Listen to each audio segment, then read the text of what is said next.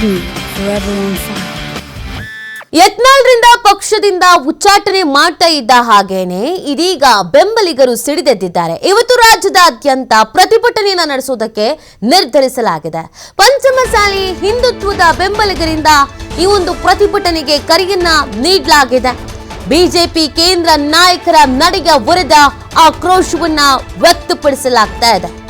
ಯತ್ನಾಳ್ ಅವರನ್ನ ಪಕ್ಷದಿಂದ ಉಚ್ಚಾಟನೆ ಮಾಡ್ತಾ ಇದ್ದ ಹಾಗೇನೆ ಆಕ್ರೋಶ, ಅಸಮಾಧಾನ ಅನ್ನೋದು ಸ್ಫೋಟವಾಗ್ತಾ ಇದೆ.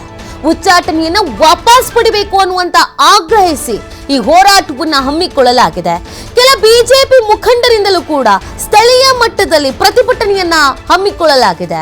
ಪಂಚಮಸಾಲಿ ಸಮುದಾಯ ತಿರುಗಿ ಬಿದ್ರೆ ಬಿಜೆಪಿಗೆ ಹೊಡೆತ ಬೀಳುವಾದ ಸಾಧ್ಯತೆಗಳು ಕೂಡ ಇದೆ. ಸ್ಥಳೀಯ ಸಂಸ್ಥೆಗಳ ಚುನಾವಣೆ ಮೇಲೆ ಇದು ಪರಿಣಾಮ ಬೀರಬಹುದು ಅನ್ನುವಂತ ಲೆಕ್ಕಾಚಾರವನ್ನು ಕೂಡ ಹಾಕಲಾಗ್ತಾ ಇದೆ. ಉಚ್ಚಾಟನೆಯನ್ನ ಮಾಡಿ ಸಂಕಷ್ಟಕ್ಕೆ ಸಿಲುಕಿರುವಂತ ಬಿಜೆಪಿಯ ನಾಯಕರು ನೋಡಿ, ಯತ್ನಾಳ್ ಅವರು ಶಿಸ್ತನ್ನ ಕಾಪಾಡಿಲ್ಲ, ಪಕ್ಷದ ಶಿಸ್ತಿಗೆ ಡ್ಯಾಮೇಜ್ ಅನ್ನ ಮಾಡಿದ್ದಾರೆ ಅನ್ನೋದೊಂದು ಬೇಸರ, ಅಸಮಾಧಾನ ಯತ್ನಾಳ್ ಅವರ ಮೇಲ್ಗಿದೆ. ಎರಡೆರಡು ಬಾರಿ ನೋಟಿಸ್ ಕೊಟ್ರು, ಸನ್ನಡತೆಯನ್ನ ಹೊಂದಿರ್ತೀನಿ ಅಂತ ಹೇಳಿ ಭರವಸೆಯನ್ನ ಕೊಟ್ಟ ಮೇಲೂ ಹೋಗಿ ಬಂದು ಪಕ್ಷದ ವಿರುದ್ಧ, ಪಕ್ಷದಲ್ಲಿರುವ ನಾಯಕರ ವಿರುದ್ಧ, ಪಕ್ಷದ ರಾಜ್ಯಾಧ್ಯಕ್ಷ ಸ್ಥಾನಕ್ಕೆ ಗೌರವ ಕೊಡದೇ ಇರೋದು ಸಹಜವಾಗಿಯೇ ಹೈಕಮಾಂಡ್ ನಾಯಕರಿಗೆ ಸಿಟ್ಟು ತರಿಸಿದ್ದು ಹೌದು. ಮತ್ತು ಒಂದಷ್ಟು ಹಿರಿಯ ನಾಯಕರುಗಳು ದಯವಿಟ್ಟು ಬುದ್ಧಿ ಹೇಳಿ ಯತ್ನಾಳ್ ಅವರಿಗೆ ಅಂತ ಹೇಳಿದ್ದೂ ಹೌದು. ಆದರೆ ಉಚ್ಚಾಟನೆ ಅನ್ನುವಂಥ ವಿಚಾರ ಇದೆಯಲ್ಲ, ಈ ಉಚ್ಚಾಟನೆ ಅನ್ನುವಂಥ ವಿಚಾರ ಬಿಜೆಪಿಗೆ ಇದೀಗ ಸಂಕಷ್ಟ ತಂದೊಡ್ಡುವಂತ ಸಾಧ್ಯತೆಗಳು ದಟ್ಟವಾಗಿ ಕಾಣಿಸ್ಕೊಳ್ತಾ ಇದೆ. ನೀವು ಯತ್ನಾಳ್ ಅವರಿಗೆ ಒಂದು ಲಗಾಮ್ ಹಾಕಿ ಅಂತ ಅನೇಕರು ಹೇಳಿದ್ದು ಇದೆ. ಸೊ ಹೀಗಿರ್ಬೇಕಾದ್ರೆ ಹೈಕಮಾಂಡ್ನ ನಾಯಕರು ವಿಜಯೇಂದ್ರ ಅವರನ್ನ, ಯತ್ನಾಳ್ ಅವರನ್ನ ಕರೆಸಿ ಕೂರಿಸಿ ಮಾತಾಡಿಸಿ ಸಂಧಾನ ಮಾಡಿ ಸಮಸ್ಯೆ ಬಗೆಹರಿಸಿದ್ರೆ ಇಷ್ಟು ದೊಡ್ಡದಾಗ್ತಾ ಇರಲಿಲ್ಲ.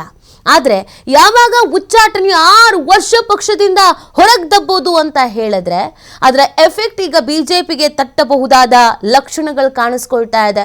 ಎಲ್ಲ ಕಡೆಯಲ್ಲೂ ಪ್ರತಿಭಟನೆಯನ್ನು ಹಮ್ಮಿಕೊಳ್ಳಲಾಗಿದೆ, ಹೋರಾಟಕ್ಕೆ ಕರೆ ಕೊಡಲಾಗಿದೆ. ಯಾವುದೇ ಕಾರಣಕ್ಕೂ ನಾವು ಇದನ್ನು ಸುಮ್ಮನೆ ಬಿಡಲ್ಲ ಅಂತ ಹೇಳ್ತಾ ಇದ್ದಾರೆ. ನೋಡಿ, ಈ ಬಿಜೆಪಿ ಅಧಿಕಾರಕ್ಕೆ ಬರಲೇಬೇಕು ಅನ್ನುವಂಥ ಪ್ರಯತ್ನದಲ್ಲಿ ಇದೆ. ಈಗಾಗಲೇ ಅಧಿಕಾರವನ್ನು ಕಳ್ಕೊಂಡು ವಿಪಕ್ಷ ಸ್ಥಾನದಲ್ಲಿ ಕೂರಬೇಕಾದ ಪರಿಸ್ಥಿತಿ ಬಂದಿದ್ದ ಮೇಲೆ ಮುಂದಿನ ಚುನಾವಣೆಯಲ್ಲಿ ಎಲೆಕ್ಷನಲ್ಲಿ ಗೆಲ್ಲೇಬೇಕು, ಅಧಿಕಾರಕ್ಕೆ ಬರಲೇಬೇಕು ಅಂತ ಬಿಜೆಪಿ ಪ್ಲಾನ್ ಮಾಡ್ಕೊಳ್ತಾ ಇದೆ. ಈಗ ಸ್ಥಳೀಯ ಮಟ್ಟದ ಚುನಾವಣೆಗಳನ್ನು ಕೂಡ ನಡೆಸಲಾಗತ್ತೆ. ಗ್ರಾಮ ಪಂಚಾಯತಿ, ತಾಲೂಕ್ ಪಂಚಾಯತಿ ಈ ಚುನಾವಣೆಗಳು ಕೂಡ ಇದೆ. ನೀವು ಉತ್ತರ ಕರ್ನಾಟಕ ಭಾಗ ಅಂತ ಬಂದಾಗ, ಆ ಭಾಗದ ಪ್ರಮುಖ ಲೀಡರ್ ಅಂತ ಬಂದಾಗ ಬಿಜೆಪಿಯಲ್ಲಿ ಯತ್ನಾಳ್ ಅವರು ಮುಂಚೂಣಿಯಲ್ಲಿ ಇರ್ತಾರೆ. ಹಿಂದುತ್ವದ ಅಜೆಂಡಾ ಇರುವಂತ ಈ ಬಿಜೆಪಿ ಪಕ್ಷದಲ್ಲಿ ಹಿಂದುತ್ವದ ಅಜೆಂಡವನ್ನ ಬಹಳ ಕಠಿಣವಾಗಿ ಪರಿಪಾಲಿಸುವ ನಾಯಕ ಯಾರಾದ್ರು ಅಂತ ಅಂದ್ರೆ ಯತ್ನಾಳ್ ಅವರು ಮುಂಚೂಣಿಯಲ್ಲಿ ಬರ್ತಾರೆ. ಉತ್ತರ ಕರ್ನಾಟಕ ಭಾಗದ ಜನರ ಸಮಸ್ಯೆಗಳನ್ನ ಬಗೆಹರಿಸುವಂತ ನಿಟ್ಟಿನಲ್ಲಿ ಅಥವಾ ಸರ್ಕಾರದ ಗಮನಕ್ಕೆ ತರುವಂತ ನಿಟ್ಟಿನಲ್ಲಿ ಅಥವಾ ಧ್ವನಿ ಎತ್ತುವಂತ ನಿಟ್ಟಿನಲ್ಲಿ ಯಾರಾದ್ರೂ ನಾಯಕ ಇದ್ದಾರಾ ಅಂತಂದ್ರೆ ಯತ್ನಾಳ್ ಅವರ ಹೆಸರು ಮುಂಚೂಣಿಯಲ್ಲಿ ಬರುತ್ತೆ. ಪಂಚಮಸಾಲಿ ಸಮುದಾಯಕ್ಕೆ ಮೀಸಲಾತಿಯ ವಿಚಾರ, ಪಂಚಮಸಾಲಿ ಸಮುದಾಯದ ಬೆನ್ನಿಗೆ ನಿಂತಿದ್ದಂತ ನಾಯಕ ಯಾರು ಅಂತಂದ್ರೆ ಯತ್ನಾಳ್ ಅವರ ಹೆಸರು ಬರುತ್ತೆ.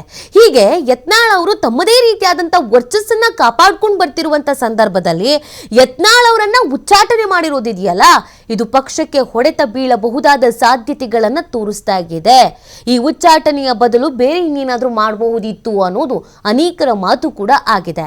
ಸೊ ಈಗ ಉಚ್ಚಾಟನೆಯನ್ನ ವಾಪಸ್ ತೆಗೆದುಕೊಳ್ಳಲೇಬೇಕು ಅನ್ನುವಂತ ಆಗ್ರಹ ಹೆಚ್ಚಾಗಿದೆ.